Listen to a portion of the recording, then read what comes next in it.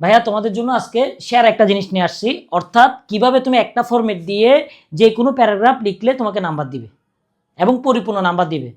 ঠিক আছে, তুমি এখন বলতে পারো ভাইয়া ফরম্যাট লিখলে কি নাম্বার দেয়? ভাইয়া অন্যান্য ফরম্যাটগুলোর সাথে এই ফরম্যাটটা মিলাতে যাবে না।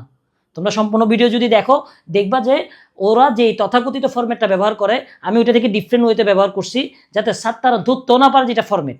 সেই জাদুর কাঠি যেটা লিখলে ইনশাল্লাহ তোমাকে ছাত্ররা নাম্বার দিতে বাধ্য। বুঝছো? যেখানে ফরম্যাট লিখার পর আমরা অনেকে নাম্বার পাই না, তুমি আজকে যদি এই ফরম্যাটটা লিখো দেখবা নাম্বার পাবা। ঠিক আছে ভাইয়া? এই তো ভাইয়া, এই তো আমাদের সেই জাদুর ফরম্যাটটা। এগুলা দিয়া তুমি এগুলা সবগুলা লিখতে পারবা, সবগুলা।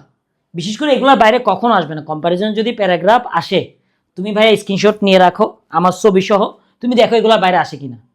এগুলাই আসবে অথবা এগুলার মতোই আসবে, অবার শিওর।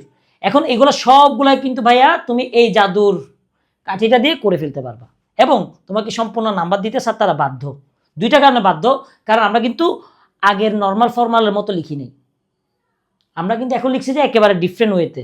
তুমি দেখবা যদি পড়ো দেখবে একটু ডিফারেন্ট ওয়েতে ডিফারেন্ট ওয়ার্ড ব্যবহার করছি, যার ফলে স্যার তারা কিন্তু নাম্বার দিতে বাধ্য। তোমরা একটু কষ্ট করে এটা স্ক্রিনশটটা নিয়ে নাও। ঠিক আছে ভাইয়া? স্ক্রিনশটটা নিয়ে নাও। হয়েছে? আর এটার পিডিএফটা আমি আমার ওই ফেসবুক গ্রুপে এবং হোয়াটসঅ্যাপ গ্রুপে দিয়ে দিব। ঠিক আছে ভাইয়া? সম্পূর্ণ ফ্রি। এই পিডিএফটার মধ্যে এরপর আমি ভোকাবুলারিগুলো দিয়ে দিছি। তুমি কি করবা ভাইয়া? শুধু প্যারাগ্রাফটা মুখস্থ করলে হবে না, তুমি ভোকাবুলারিগুলো মুখস্থ করার চেষ্টা করবা। যার ফলে কি হবে জানো?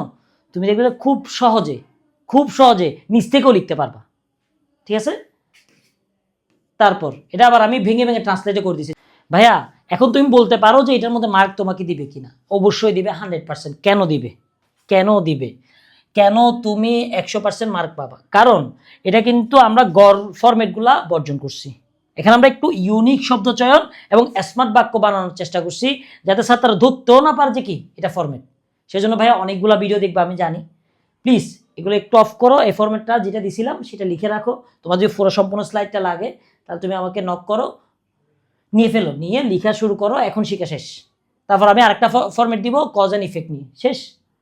তাহলে তোমার প্যারাগ্রাফ নিয়ে সব শেষ। এগুলো থেকে এগুলোর বাইরে সাধারণত আসে না ভাইয়া। ঠিক আছে?